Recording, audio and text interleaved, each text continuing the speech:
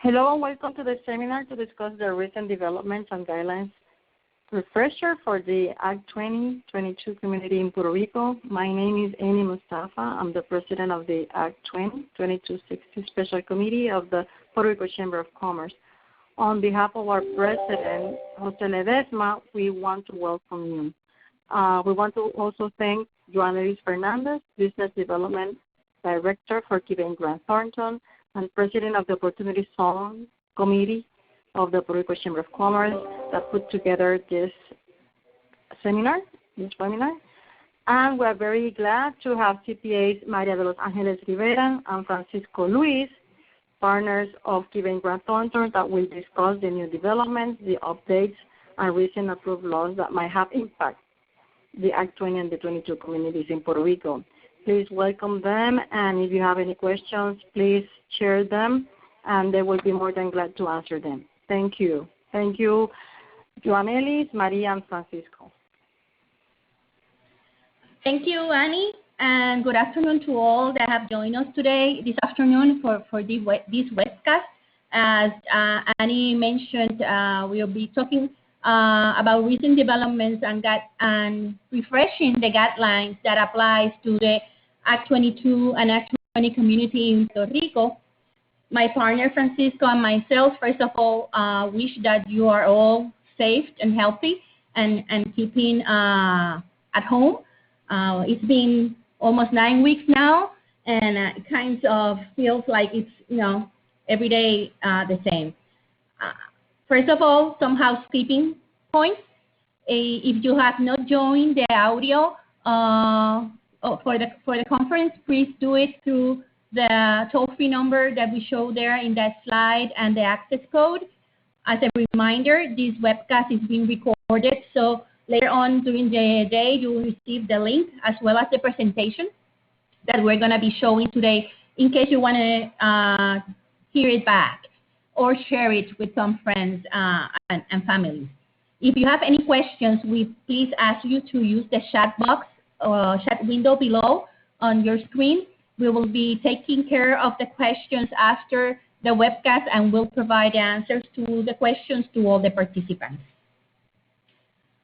First of all, and as we always do, we want to share with you our core values, and these are clear: collaboration, leadership, excellence, agility, respect, and responsibility. If you have taken webcasts with us before, this is our core and the way we do business and the way we work with our employees, our clients, and our communities. And again, during this time of emergency, we have been putting into practice all of them, especially the responsibility to our communities, in order to keep you all abreast and updated of all the changes that are coming our way or have been approved. Here you have our contact information. Both Francisco and myself are tax partners at Quebec, and you also have Joanelis Fernandez, our Business Development Director, information, as well as Annie's information and contact should you want to contact any of us directly. I also point to you our general mailbox, kgt@pr.gt.com, that you can write there any questions you might have regarding doing businesses in Puerto Rico or any of our services, and the email will be directed to the right person to take care of your concern or your inquiry. Before starting today's webcast, I want to point to you a new site we have developed in our webpage, grantthornton.pr. We have a site dedicated only to COVID-19 and to all the publications, alerts that we have issued locally as well as internationally, and also tools that you may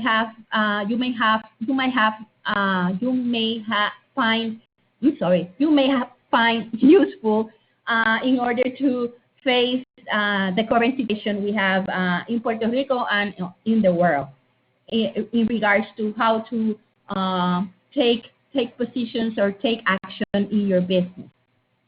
So please feel free to go there and look into all the information we have here. For today, we have several topics that we want to explain or refresh to all of you. As you well know, if you're an Act 22 and a bona fide resident of Puerto Rico, you need to keep all these requirements and rules in mind every year.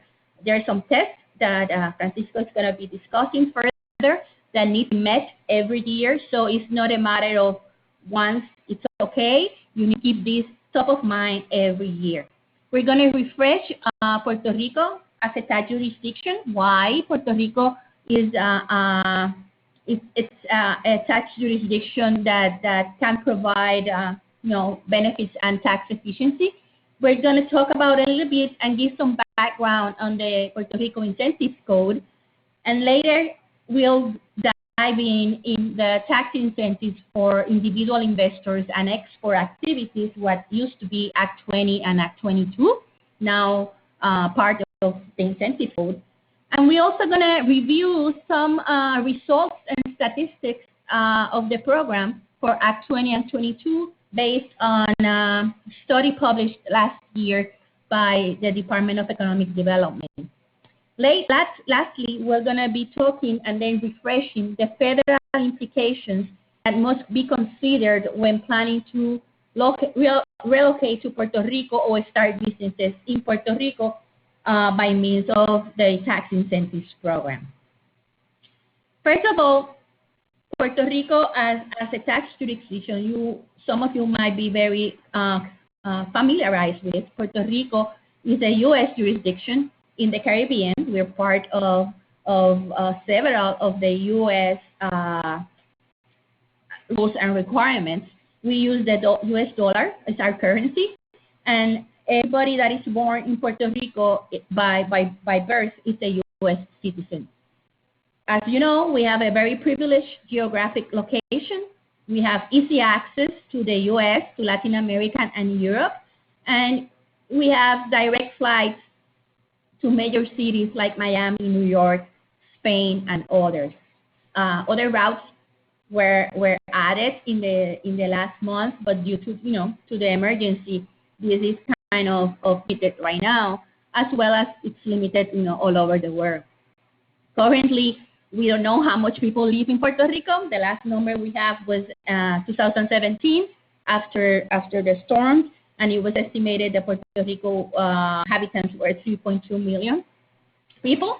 As every jurisdiction in the U.S., we're undergoing our census, so soon we will know a better number of inhabitants in Puerto Rico. And again, Puerto Rico residents and non-businesses are subject to the legal protection of both the U.S. and Puerto Rico constitutions. As I mentioned before, Puerto Rico-born individuals are U.S. citizens, but there is a special provision in the U.S. Code that excludes from federal taxation Puerto Rico source income that is earned or received by a Puerto Rico bona fide resident. And this is key and a cornerstone to our incentives program, and why we have 22, and why the combination with the export, or what used to be Act 20, makes a lot of sense from a tax standpoint. For U.S. purposes, though, Puerto Rico, even though we are covered by the Constitution and other rules and regulations, for tax purposes, we are considered a foreign jurisdiction. So Puerto Rico entities that are created in Puerto Rico are considered foreign for U.S. purposes, and will only be subject to U.S. taxation if they generate or are engaged in a trade or business in the U.S. We need to keep this in mind, and it's very, very important when structuring your business model and seeing who the owners of that entity would be, for the implications that Francisco is going to be explaining at the last part of the webinar. In order to establish a framework to the discussion, we need to go and talk about the Puerto Rico Incentives Program and how it has been evolving through the years. The Puerto Rico Incentives Program has been a very vast program for many years, more than probably 60 to 70 years. And new laws were added incentivizing different types of industries like manufacturing, tourism, energy, export, etc. But each one of these incentives was covered in a separate law, which also had a separate set of rules and regulations. So on last year, July 1st, 2019, the government of Puerto Rico signed into law what is now called the Puerto Rico Incentives Code, or Act 60, as commonly referred to. This new law codifies all the incentives that were granted by all that number of different laws and concentrated and identified those for which the government understood more benefits were derived from, and then were included in this incentive code.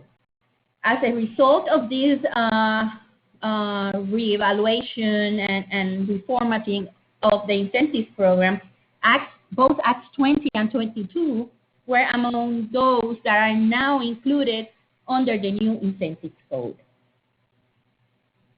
The code is divided, as I mentioned, by industry.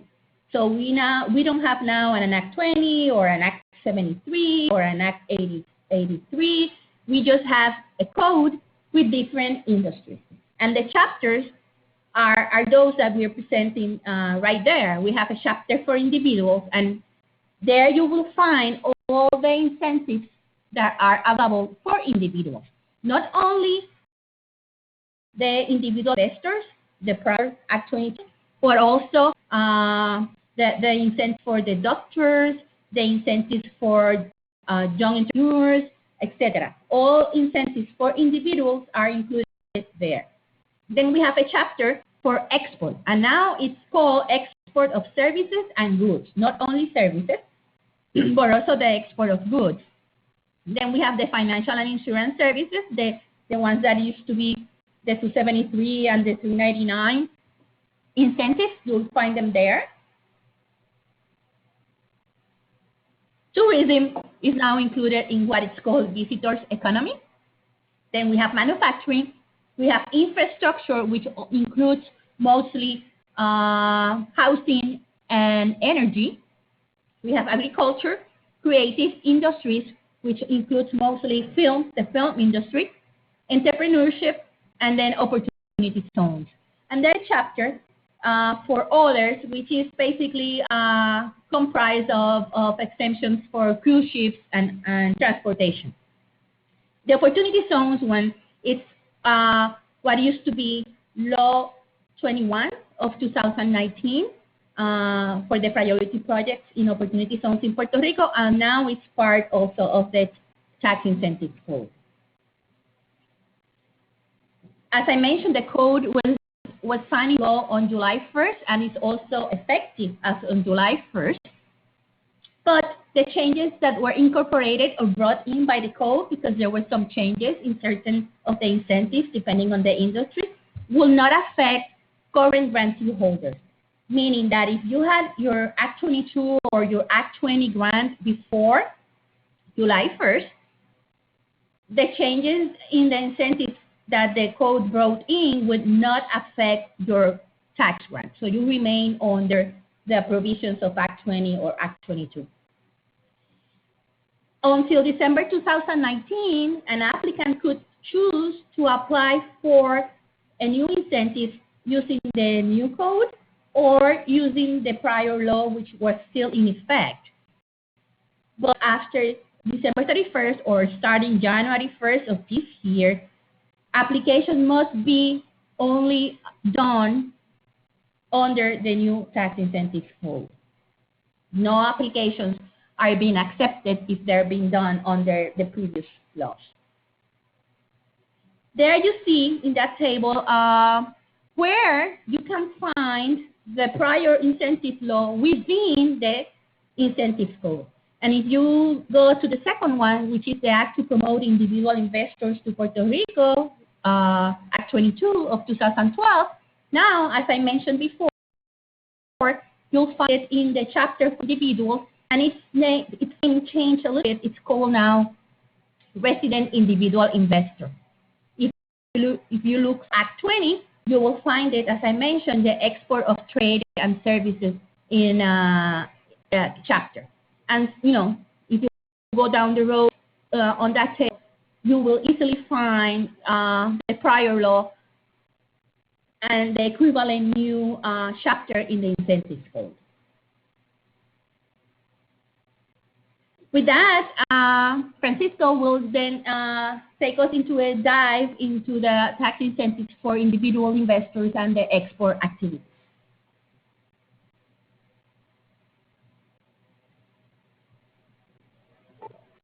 Thank you, Maria, and hi to everyone that is connected in our webcast.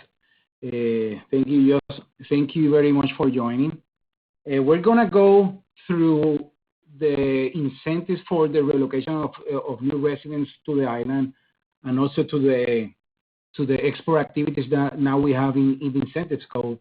And the objective is basically to go over the general rules, what changes were made with the incentives code for new applicants, and what changes we have that was approved in April. I know that most of you are aware of new filing requirements that we're going to get into that discussion as well. So first, let's go to discuss the incentives for the new residents. As you know, and Puerto Rico offers an incentive for individuals that relocate to Puerto Rico and become residents of Puerto Rico. They have to meet the criteria of being a bona fide resident of Puerto Rico, and that criteria is not necessarily under the Puerto Rico law. Is however is covered under the U.S. law. It's the U.S. what defines what's a bona fide resident of Puerto Rico, and we're gonna get into that, and also into the discussion about the days that you can spend outside of Puerto Rico or inside of Puerto Rico. And the exemption is basically on three types of income: the dividends income, the interest income, and the capital gains, and certain capital gains.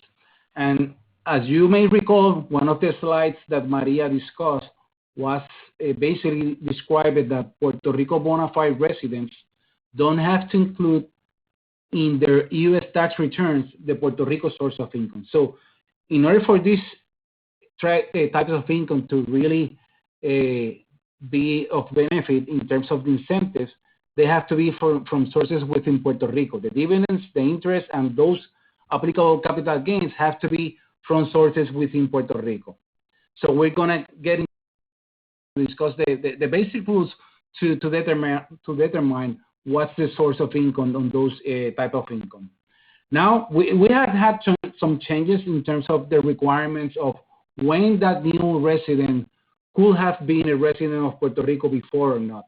When Act 22 was approved in 2012, the requirement was that the new resident could not have been a resident of the island of Puerto Rico from the 15-year period from 1997 up to 2012. Now, in 2015, that was amended in an effort to bring back the diaspora from the island, and that 15-year period was to 6 years. Those 6 years were from 2006 up to 2012. Now, with the enactment of the incentive code in the last summer, the period of non-residency was changed again, and we have that as a strikeout in order for you to take a look at what was approved in the incentive code. But that again was changed with Act 20, with Act 40 that was in April 2020. When the incentive code was approved, the period of non-residency, those that applied under the incentives code from July 1st up to April 2020, could not have been a resident of Puerto Rico during the 10-year period prior to the enactment of the incentives code. So that brought you back to July 2009 up to June 2019. That was the period of non-residency in order to qualify under that time frame from July 1st up to April 2020.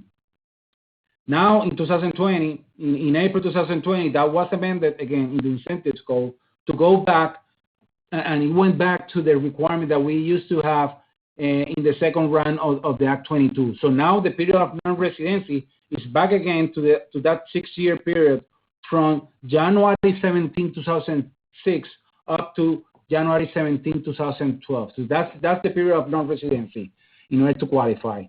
As you know, the annual contribution continues to be $10,000 that you have to contribute to a non-for-profit organization that is operating in Puerto Rico, and that has to be certified as such under Section 1101 of the Puerto Rico Internal Revenue Code, and certified as such by Puerto Rico Treasury.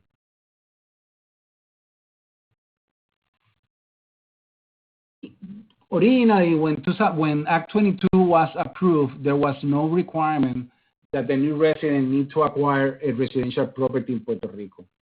In 2015, we had an amendment to require the acquisition of a residential property by the new resident within the first 2 years after being a resident of Puerto Rico. That was changed in 2017, and from 2017 up to 2019, we didn't have that requirement. But now the incentives code put back that new residents have to acquire a residential property within the first 2 years of being a resident of Puerto Rico. But now we have an additional requirement on that regard, and it's that the new resident needs to certify by means of when he or she is filing the annual exempt report that his or she is leaving that residential property exclusively for his own or her own residential purposes, meaning that you cannot rent out that property. You need to you need to leave that residence for yourself. This is a requirement that is prospective. It only applies to new applicants under the incentives code. So you have a tax decree under Act 22 and that decree does not have this requirement. You are not required to acquire a residential property that you need to live exclusively for your residential purposes. Now, what we do have a change that is retroactively and prospective is the new filing fee. That now the annual exempt corporation reports needs to be filed with a filing fee of $5,000. So you need to, in addition to the annual contribution of $10,000, you need to file the annual exempt corporation report with the $5,000. This is a requirement that has been a lot of discussion because some people argue that it's a change in their decrees, because the decrees that were issued under Act 22 do not have this requirement. As of now, the Puerto Rico legislature is considering whether or not it will modify this to be a requirement that is going to be prospectively instead of retroactively. So this is something that we will be keeping you alert. Some of you are hesitant about this new requirement because some may argue that it's a change in the rules, and honestly, it's a new change that we didn't have with the Act 22. Going to the source of income rules, and this is very, very general. I urge you to in case that you have this type of income, you need to go deep in the analysis. But in essence, when you, for example, you receive income from salaries or compensation for services that you are providing, the location of where those services is being provided will trigger the sourcing. So, for example, María and myself, we are tax partners in Quebec, Thornton, and we provide our services here in Puerto Rico. So our compensation is sourced in Puerto Rico because this is where we are providing our services. But if I were to relocate to New York, for example, and I receive my services and I perform my services in New York, is New York the source of income of those payments for services? Because the location of the services will trigger the sourcing. In the case of rents and any gain on real property, the status of the property will trigger the sourcing. So any rental income that you receive from properties that you have in the U.S., even though you have an exemption in Puerto Rico under Act 22, that is for dividends, interest, and capital gains, that type of income that you receive from rent is U.S. source. So it's not going to be, you have to include that in your U.S. tax return. And in the case of personal property, and we're going to discuss this further, the residency of the taxpayer will trigger the sourcing. So if you are a resident of Puerto Rico and you generate capital gains out of personal property, those are Puerto Rico source. But there are particular rules that we're going to get into that. And in the case of dividends and interest, any of those type of income, whoever is paying will trigger the sourcing. So for example, let's say, let's use this example to illustrate about the personal property and the dividends. Let's say that you have stocks from Apple or from Starbucks, and you move to Puerto Rico, and you get a tax grant under Act 22 or now under the incentives called for in the individual chapters. If you receive dividends from those stocks, even though they are exempt in Puerto Rico because Puerto Rico is giving you that exemption, remember that you are a U.S. citizen and that you are, even though you are a resident of Puerto Rico, those are not from sources within Puerto Rico because Starbucks and Apple, they are located outside of Puerto Rico. So that dividend income, you have to include that in your U.S. tax return. So it's going to be subject to U.S. taxation even though you are a resident of Puerto Rico. And the same holds true for interest. Now, let's say, for example, that you decide to sell those stocks as a Puerto Rico resident. The general rule, as I mentioned, since you are a bona fide resident of Puerto Rico, that capital gain is going to be from sources within Puerto Rico, and you may be able to exclude that under the incentives for the new residents. Now, let's get into the discussion for the personal property because what I just mentioned is the general rule. We have to make a very clear distinction on when you acquire that personal property, because if you acquire the personal property, and by personal property, I'm referring to stocks, bonds, shares, debt instruments. If you acquire those before moving to Puerto Rico, you're going to have an exception to the general rule that I just mentioned. And I'm going to get into that because you have to make another distinction on what type of personal property do you have. But keep in mind that if you have personal property that you still hold when you are a resident of Puerto Rico and you acquired that before moving to Puerto Rico, it's not necessarily going to be tax-free in Puerto Rico, even though you have a tax exemption decree here in Puerto Rico. The first distinction that you have to make is if that personal property is marketable securities, then you have the market to see how much of that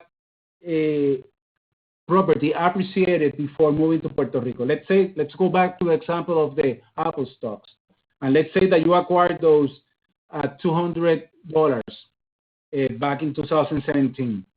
And you moved to Puerto Rico in 2020.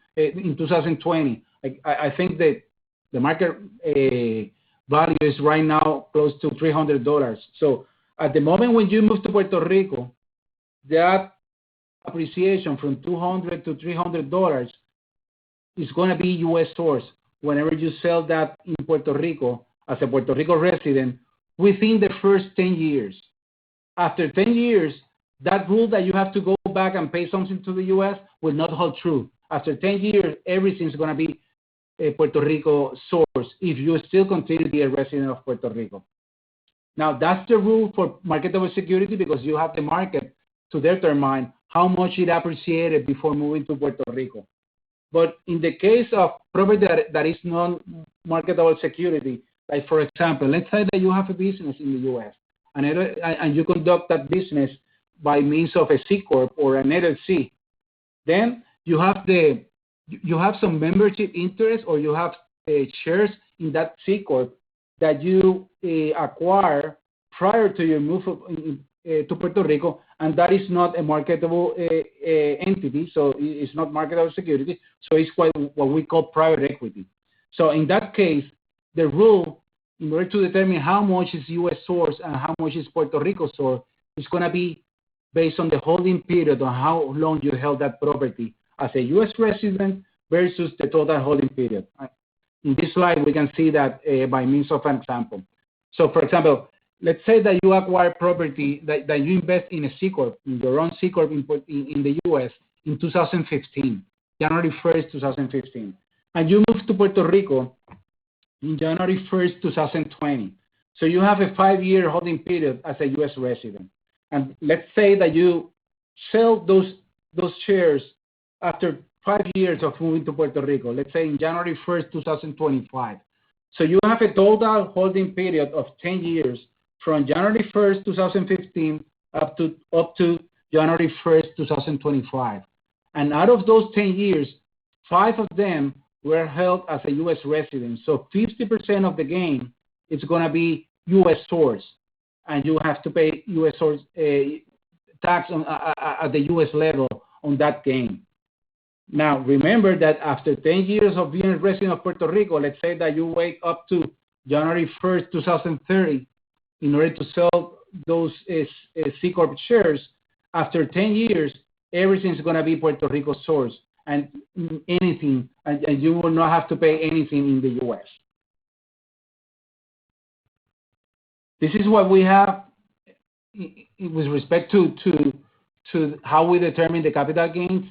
But let's define what are the applicable capital gains that we have for these exemptions. And this is a clarification that was made in the incentives code that is very beneficial, because now we have a clear definition on the securities, which is what is called, which is the asset that is actually being subject of these incentives. If you go back to Act 22, Act 22 provided that you have an exemption on capital gains that are earned from securities, but there was no definition in Act 22 of what securities was. And we didn't have any regulations or any guidance from neither the DEC or Treasury indicating what was securities. So that's probably, if you already have a decree under Act 22 and you go back to and you review that decree, it's going to say probably that you have a capital gain exemption on investment assets. And this is some wording that the Department of Economic Development came up with in order to establish what type of capital gain you have there, or what type of asset is applicable to capital gain. Now, with incentives code, we have a clear definition of the term security, which you have here in this slide. Securities means any note, bond, promissory note, debt evidence, options, forwards, contracts, stocks, and any other similar instrument or with similar characteristics, including derivative instruments. And the definition went beyond, because it now covers also certain other assets, and it specifically covers the blockchain technology that you have, the cryptocurrency. And we have seen various taxpayers amending their tax exemption decrees that they have under Act 22 to specifically cover in the decree this definition that we have now in the incentives code, because it certainly gives you a clarity of what you have covered with respect to the exemption. Otherwise, you are in a gray area that in the future you may get challenged if you have a very particular transactions or that are rare in regards to their treatment. Francisco, in that sense, also it would be good to mention that under the incentives code, if a provision under the new code is better or provides more benefits than the ones you have under your grant, you might be able to ask the Department of Economic Development to reconsider and approve or not a request to include that new benefit, correct? Thank you, Maria. Now, let's go back and review the rules to qualify as a Puerto Rico bona fide resident. And as you know, you have to meet 3 tests: the present test, the tax home test, and the closer connection test. And the present test is the one, you have 5 alternatives to meet the present test. The one that we most commonly hear is that you have to spend in Puerto Rico 183 days. And I know that most of you may be asking whether or not we may have a window this year in light of the COVID crisis to be in the U.S. and count those days in Puerto Rico. Well, because maybe you are making reference to what happened with Hurricanes Maria and Irma in 2017. In 2017, and we had an administrative determination issued by the IRS exceeding the 14 days that we have to be outside of Puerto Rico and count those days as Puerto Rico days. And that only applies if there is an emergency disaster notification issued by the President of the United States that the island is under that emergency, and that you can be outside of Puerto Rico up to 14 days. And those 14 days will count as Puerto Rico days. So the first requirement is that there has to be that declaration from the President of the United States that the island has to be in an emergency disaster notification. And what happened in 2017 is that by administrative procedures, the IRS exceed or increased those 14 days up to the rest of 2017 in that date, and it moved that up to May 31st, 2018. So far, we haven't had that clearance from the IRS. So as of today, we only have the general rule that is the 14 days that we can be outside of Puerto Rico and count those as Puerto Rico days if there's the declaration from the President of the United States that Puerto Rico is under an emergency disaster notice. Now, in addition to the 183 days that you can be here in Puerto Rico, that you have to be here in Puerto Rico to meet the test, you also have 4 additional alternatives. The second alternative is that during a 3-year period, you have to be in Puerto Rico 549 days, but at least 60 days in any year. The third alternative is that you cannot be in the U.S. more than 90 days. So technically, you could not be in Puerto Rico any day, and if you are not in the U.S.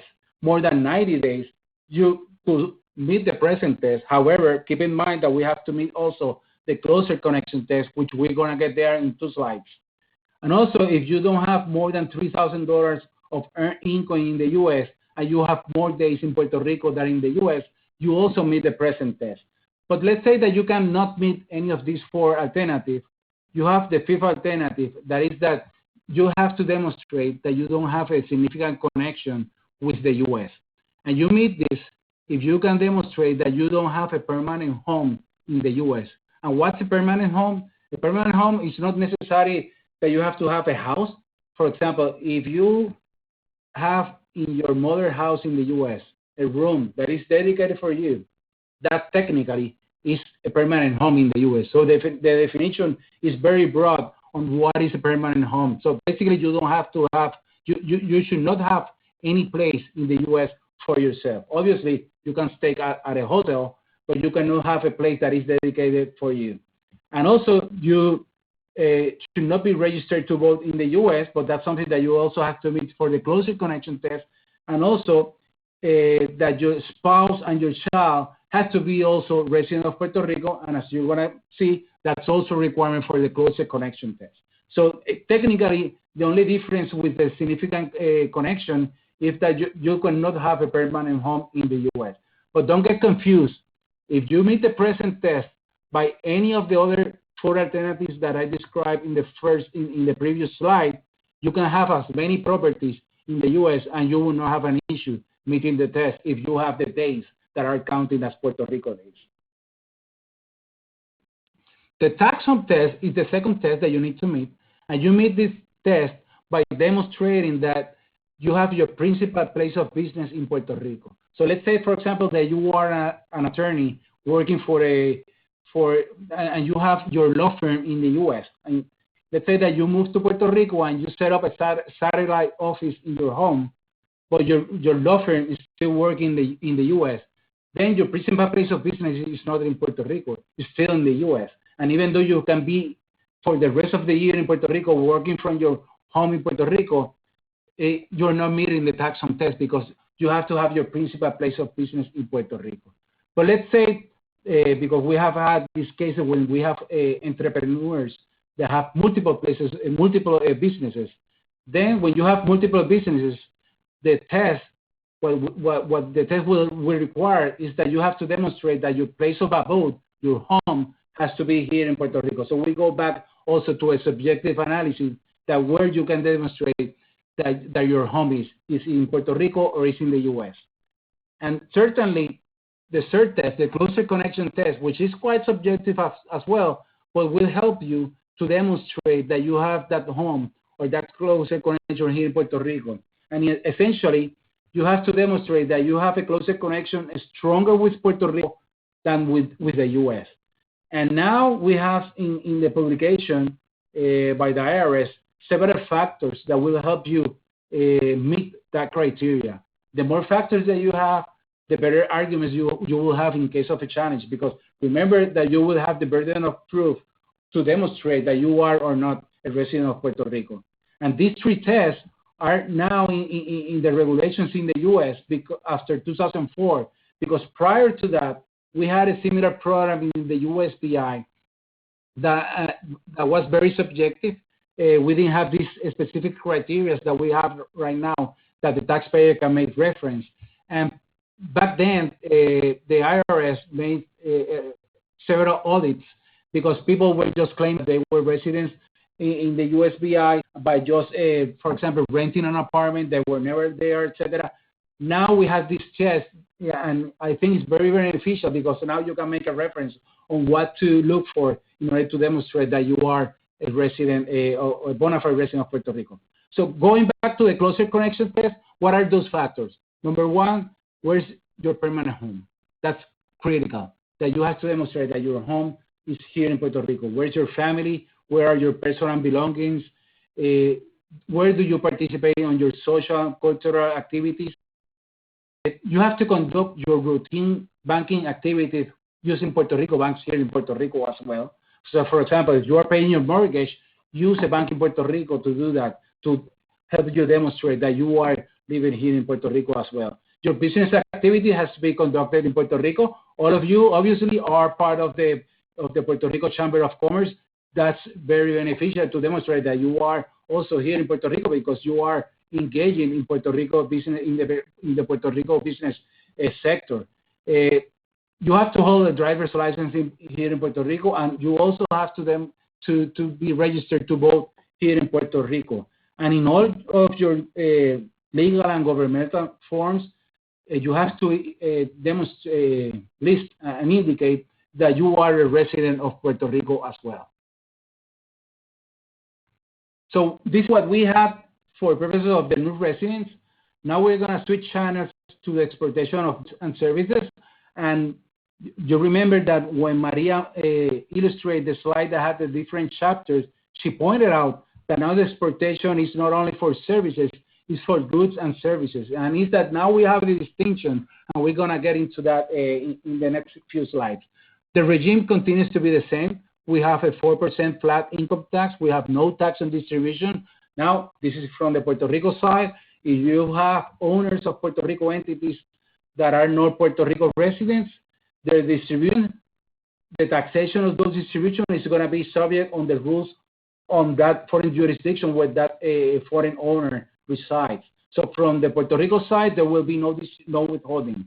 In addition to that, as you know, we have a municipal tax regime that applies to the volume of business and also to the personal property that is being used in those export activities. So now we have a 50% exemption on all municipal taxation on volume of business. This used to be 60%. We also have a 75% across the board on all eligible activities under the export chapter.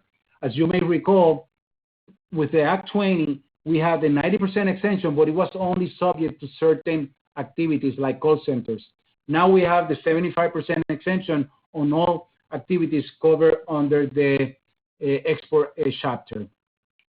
As you may recall also, under Act 20, the term of the decree was 20 years, and you got the chance to extend that for 10 additional years for a total of 30 years.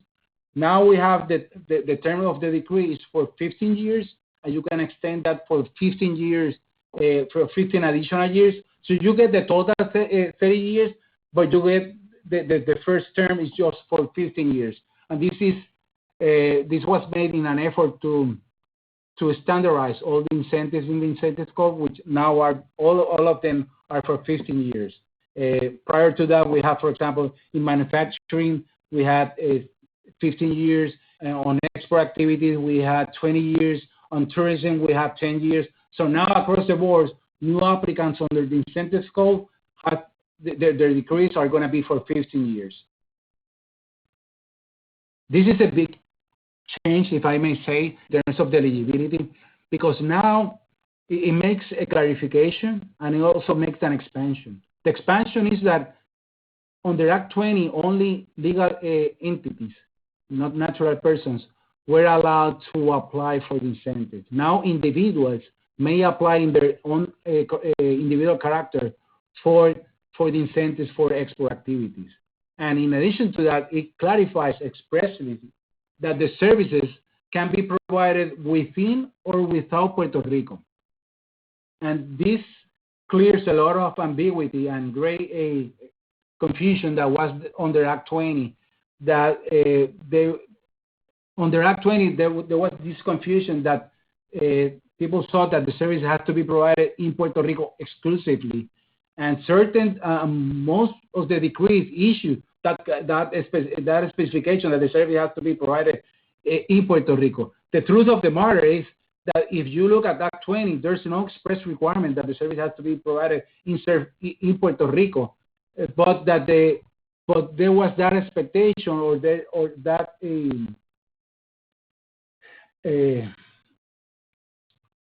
explanation, because the law mentioned that it has to be an export services. But the truth of the matter is that the recipient of the service has to be outside of Puerto Rico, but the service can be provided within or without Puerto Rico. However, keep in mind that if you perform services outside of Puerto Rico, remember what we mentioned about the sourcing of income. That source of income may be then outside of Puerto Rico and may be subject to other taxation. If, for example, if you are providing services, let's say that you export some consulting services from Puerto Rico to a client in the U.S., and that you provide part of the service in Puerto Rico and part of the service in the U.S., and you have to fly to the U.S. to make that part of the service that has to be in the U.S., then you will have source of income that is from U.S. sources. So not technical, even though Puerto Rico will give you a 4% tax on all of that income, you will have to include that also, the portion that you earn in the U.S. in a federal tax return, and will be subject to federal taxes. So keep that in mind. But there's that clarification now that the service can be provided within or without. We have now, again, a requirement that if your business exceeds $3 million, you have to employ at least one employee that has to be a bona fide resident of Puerto Rico. This is a very easy requirement to meet, because you can count yourself as that employee. So obviously, in order to earn the first $3 million, you have to have some functions and employees here in Puerto Rico. So I don't think this is a hard to meet requirement. And this is the list of eligible activities that we have for the service portion of the export chapter now. We have the same activities that we used to have on the Act 20. Specifically now, that distribution that may come from blockchain is specifically covered also as part of the services.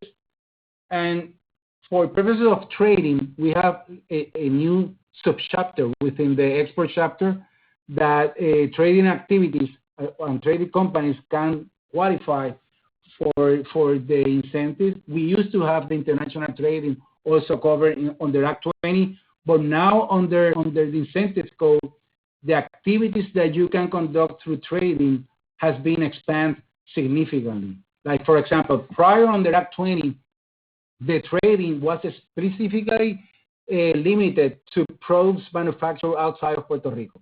You could not engage in contract manufacturing from Puerto Rico because the product has to be manufactured by someone else outside of Puerto Rico. Now you just need to purchase products outside of Puerto Rico and resell them outside of Puerto Rico. And in addition to that, if you go to the fourth bullet here, now you have intangible products that you can sell and distribute outside of Puerto Rico, and those will count also as part of the trading activity. So that's a big change for purposes of the activities that are covered under the export chapter. Maria, I go back to you. Thank you, Francisco.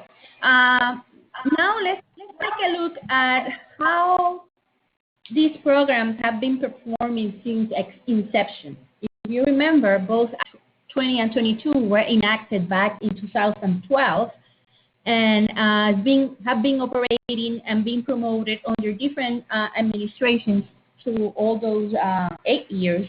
And what we're going to present now to do is a summary of what was presented by the Department of Economic Development and Commerce back in October last year, October 2019.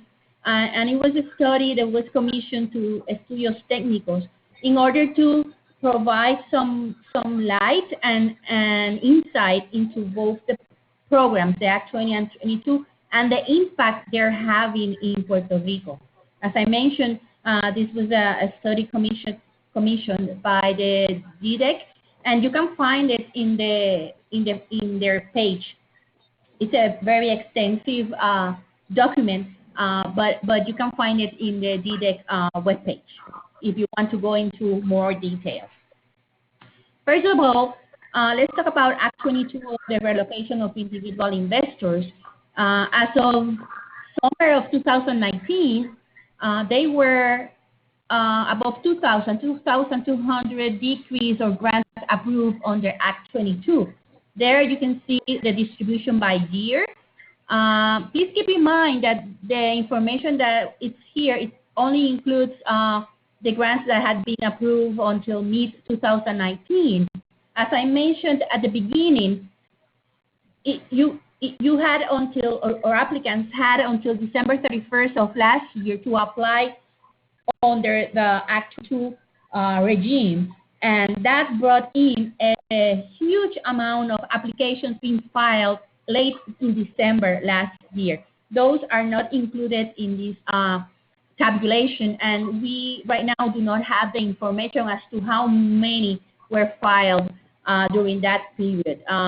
We do know that there were a lot of applications being filed during the last part of the year of 2019, because after that day you would be obliged to apply under the new regime, under the new incentives code. The profile of the applicants or the grantees, mostly consultants, investment banking, and other financial services. And where they come from, U.S. mostly, and from the states of Florida and California. Florida, it's interesting, Florida, because Florida is not a high tax state in the U.S., but California, of course, you know, and also New York. But we do know that almost 40% of all grantees came from Florida and California. Also, 35% of all 22 grantees also are operating a business in Puerto Rico. So they not only moved their residence and became bona fide residents of Puerto Rico, but they also established new businesses in Puerto Rico, especially taking advantage of Act 20 or the exportation of services. And doing that, they had generated almost 4,400 jobs during those years.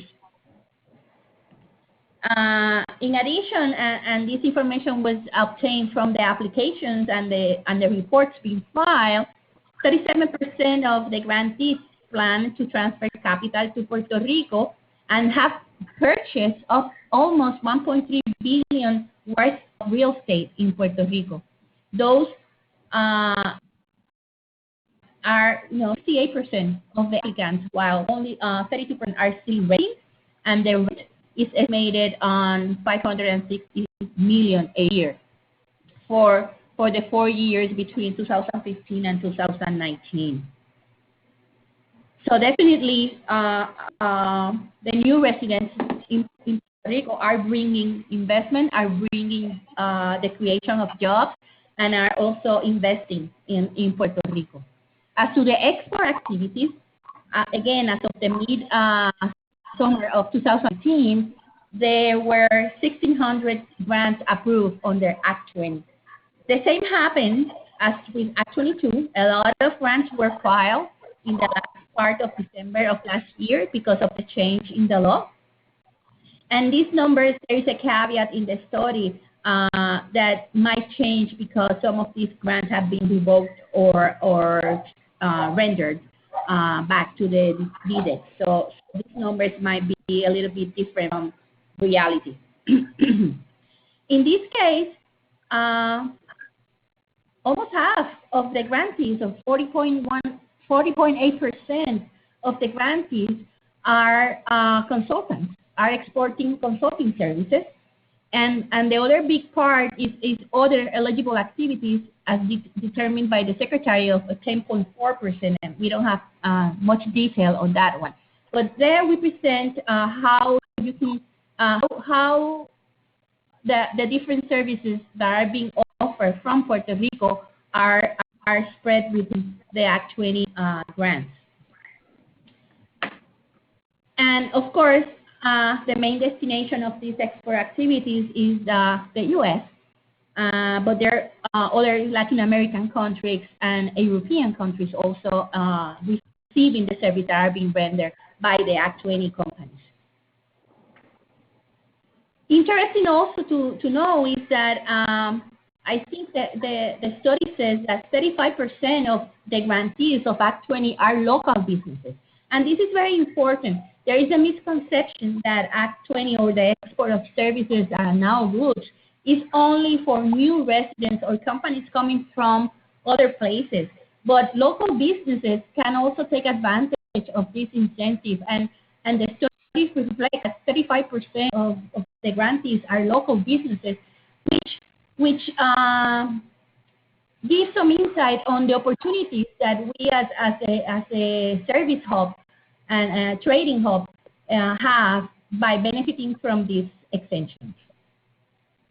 Now, Francisco is going to take us into murky waters and try to explain the federal tax implications for those who are coming from the U.S. or those of you who have partners still living in the U.S.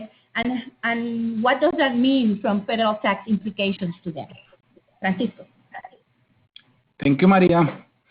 Okay, so most of you have probably used the structure. If you already had a business in the U.S.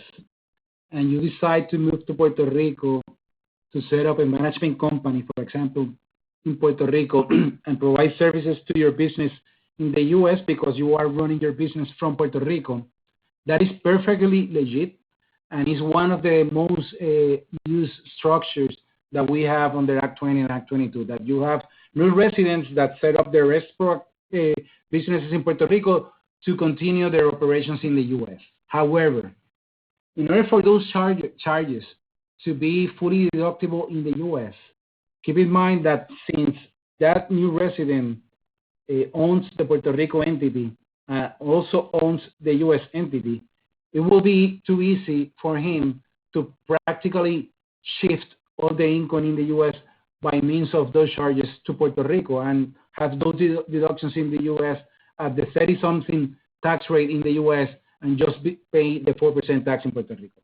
So that's why we have, not particularly that, but we have a U.S. section in the U.S. Code section under Section 482 that explicitly requires the use of a transfer pricing study to document that those transactions among those related entities are at the market value, what is called at arm's length, that you are charging your business in the U.S.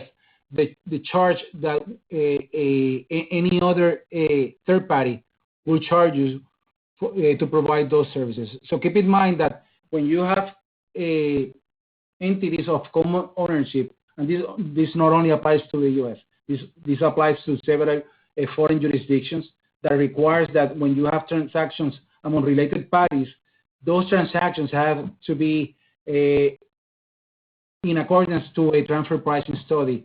And we have different criteria on those foreign jurisdictions. I mentioned the one in the U.S., which is on the Section 482. Or, for example, if you are exporting services to the DR, to the Dominican Republic, they also have some transfer pricing requirements as well. And the same go through other foreign jurisdictions. So this is very important to keep in mind. For purposes of the U.S., the failure to have that transfer pricing study impose significant penalties, even though you can still demonstrate that afterwards the charges were legit or were within the scope of what a transfer pricing study would have been. So you have to have the transfer pricing study already when the IRS comes and challenge the transaction. This is not something that you can prepare afterwards. So this is very important to keep in mind. In addition, if you have a business in the U.S., and let's say that you are planning to sell that business, and you decide to move that business to Puerto Rico, to reincorporate the business in Puerto Rico, in order to sell that as a Puerto Rico resident and enjoy the exemptions that we discussed for the new resident, that's not that easy, because that business in the U.S. has intangibles, and because you have a customer list, you have some methodologies, you have a certain criteria that enables some value for that business in the U.S. So if you are planning to transfer that from the U.S. to Puerto Rico, that's what it's called in the U.S. an outbound transfer, and that will trigger a taxation from that transferring from the U.S. to Puerto Rico. So there are ways to structure how to set up a new business in Puerto Rico without jeopardizing that outbound transfer, but it's not that easy. It's something that requires structuring and a lot of planning. As we mentioned, when we are performing services, the location of the services will trigger the sourcing. So then again, even though the export activities in Puerto Rico now clarify that the service can be provided within or without Puerto Rico, for purposes of Puerto Rico, it's going to be subject to a 4% tax. But if you are providing services in the U.S., it's going to be sourced in the U.S., and the U.S. will require you to pay federal taxes on that income that you are earning in the U.S. And in addition to that, this is not specifically federal, but you have also some Social Security considerations. Let's say that you are the sole owner of an entity that exports services, let's say management services, and obviously since the distributions are tax-free, let's say that you decide not to pay yourself a salary and just live on dividends because they are going to be tax-free. Well, that's a structure that either Puerto Rico Treasury and the Social Security will challenge, because both agencies will require you to pay yourself an adequate compensation. And if you may recall, if you probably hear about this, on the Act 20, Puerto Rico Treasury issued a guidance, that's Administrative Determination 1522, that was also back in 2015. And it issued a guidance that when we have the figure of an owner that is also an employee of an Act 20, and that owner devotes more than 80% of its time to the Puerto Rico entity that has the benefits of export activities, it has to pay itself an adequate compensation. And if Treasury comes in and challenge, they may recharacterize from the dividends to salary up to $300. This doesn't mean that you have to pay yourself $350,000, but it means that Treasury has that authority to reclassify from dividends up to salary if they believe that the compensation that you are paying yourself is not adequate. So the best way to determine what's adequate or not is put yourself in the place where if you were to contract a third party employee to do what you are paying, what will be the compensation that that employee will require? And that's the threshold that you need to use. And the same holds true for the Social Security, because you have to still pay Social Security and Medicare while you are resident in Puerto Rico and from the Puerto Rico income that you earn. That is not exempt from those Social Security and Medicare. And let's complicate this a little bit more with the topic of the control foreign corporations. As Maria mentioned, the entities that are organized in Puerto Rico are considered foreign for U.S. tax purposes. So let's say that, for example, that you move to Puerto Rico and you have a partner in the U.S. You both are 50-50. In that case, that entity is not controlled by the U.S. resident, so it's not a control foreign corporation. But let's say that you are 51-49, that the local resident has 49% of ownership and the U.S. resident has 41% of ownership. In that case, that entity is what is called a control foreign corporation, because you have a control foreign corporation when more than 50% of the voting power or value of that foreign corporation is owned by a U.S. shareholder. So we have to define what is a U.S. shareholder. And a U.S. shareholder is any U.S. person, and by U.S. person we mean any U.S. individual, a U.S. corporation, U.S. partnership, U.S. trust, U.S. state, any U.S. person that constructively, we mean constructively because, for example, if you have a brother or a wife or a spouse or a children, those will count as one. And if together you have more than 10%, you are a U.S. shareholder. And if you add up all of the U.S. shareholders and they have more than 50%, then you have a control foreign corporation. So let's say, for example, that you have a foreign corporation, a Puerto Rico corporation in this case, that have 11 equal share partners that are U.S. residents.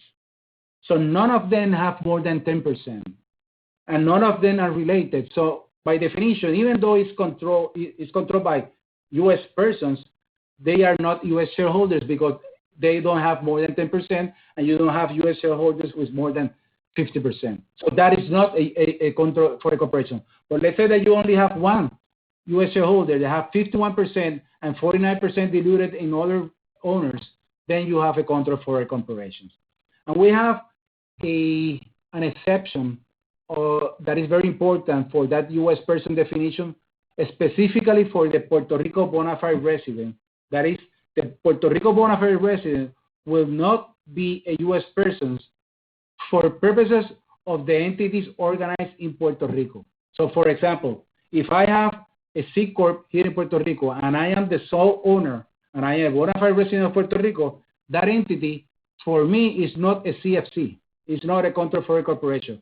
But let's say that instead of having that entity in Puerto Rico, I have that entity in Panama, in a foreign jurisdiction.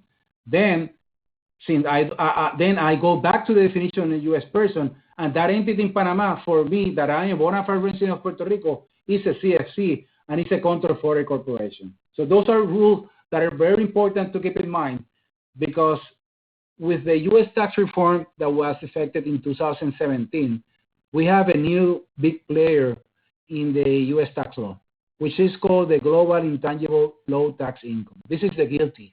And this only applies to CFCs, to the control foreign corporations. And in essence, what the GILTI does is that it destroys the deferred structure for the U.S. person that we used to have with a corporation. Normally, when you had a foreign corporation, this was the case before the U.S. tax reform, let's say that you had a U.S. resident that had a control foreign corporation obviously outside of the U.S. That U.S. resident will not be subject to taxation on the profits from the CFC at the moment of the distribution. that the CFC distributes to the U.S. residents, because it had what was called the deferral structure, that the taxation in the U.S. was deferred up to the moment of the distribution.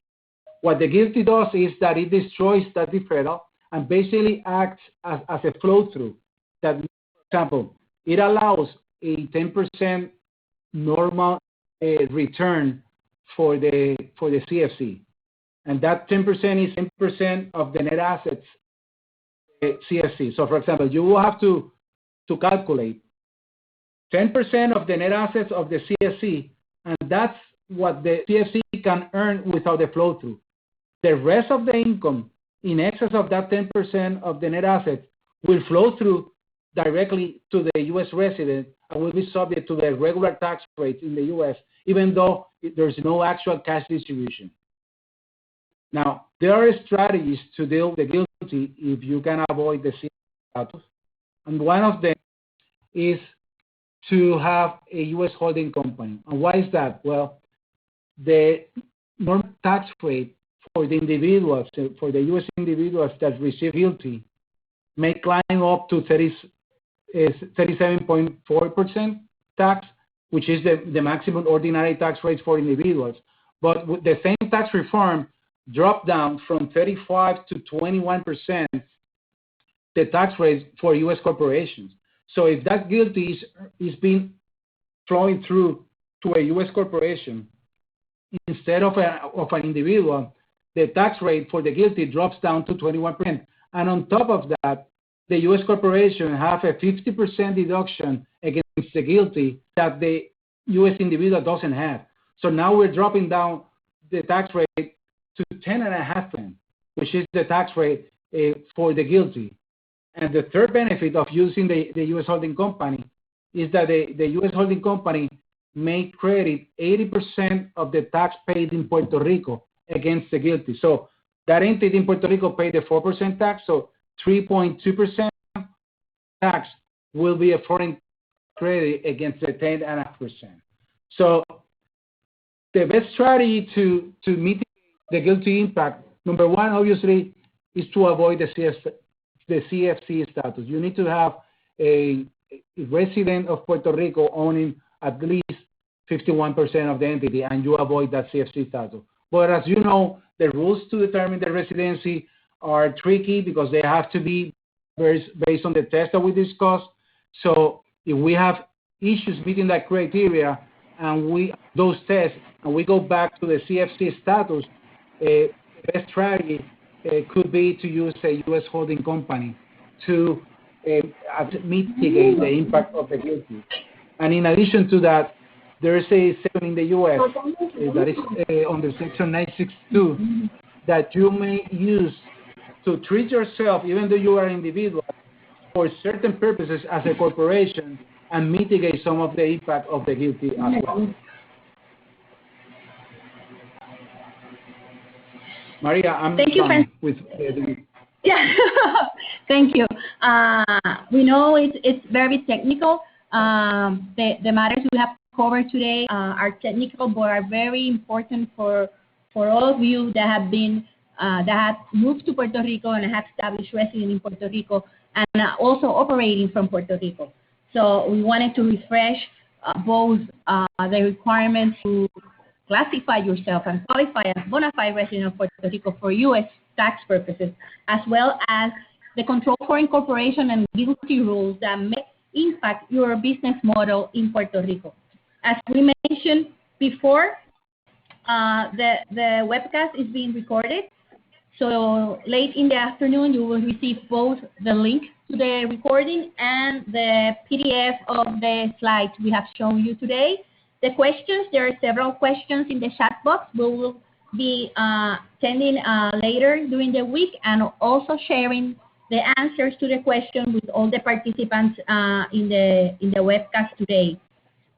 Before we leave, we want to let you know and present to you all the channels that we have available to keep you updated with all the recent developments and with how to conduct business in Puerto Rico. you can access our webpage. You can download our app or register in our mailing list to receive the alerts and updates directly to your email. Before we leave, and before thanking the Chamber of Commerce and the Act 2022 Committee, Jose Ledesma, President of the Chamber of Commerce, is with us, has joined us, and would like to offer you some words. Jose, you're on. Thank you. Can you hear me? Yes, hello? We do. Oh, thank you. Yes. Well, I congratulate you, María de Los Angeles, the co-president of our tax committee, and Francisco Luis and Joanelis Fernandez, but basically all the different people that have been assisting. Is a very big team. I'm sorry for the delay to coming into this meeting. I've been working on an initiative with the Chamber related to contact tracing for the COVID-19 pandemic, and we may be making an announcement very soon, but it has been a very hectic schedule related to that. We are also working in the Chamber some initiatives related to Act 2022 issues and for lobbying, local lobbying. We are on the lookout, especially with regards to that new announcement of the $5,000 annual fee. That is something that we have a special group. Ani Mustafa is also helping us with that as president of the committee.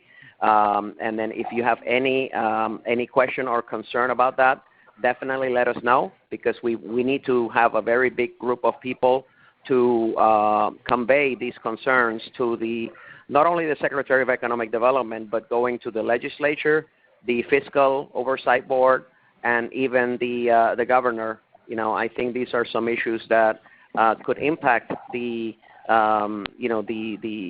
marketability of these Act 2022 incentives if there's any sudden changes to the cost or to the procedures or the rules, and that's something we definitely do not want to avoid. We would definitely like to have the consistent rules that are going to be offered, for the foreseeable future, and that creates a very stable investment environment.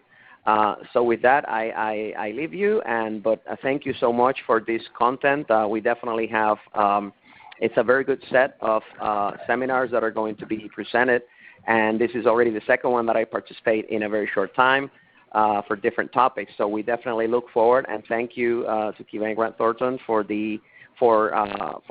providing this information to our members. Thank you. Thank you, Jose. Annie, can you hear us? Yes, can you hear me? Yes, we do. Can you hear me? Okay, good. Yes. Thank you, Joey. Can you hear me? Yes, we hear you. Can you hear me?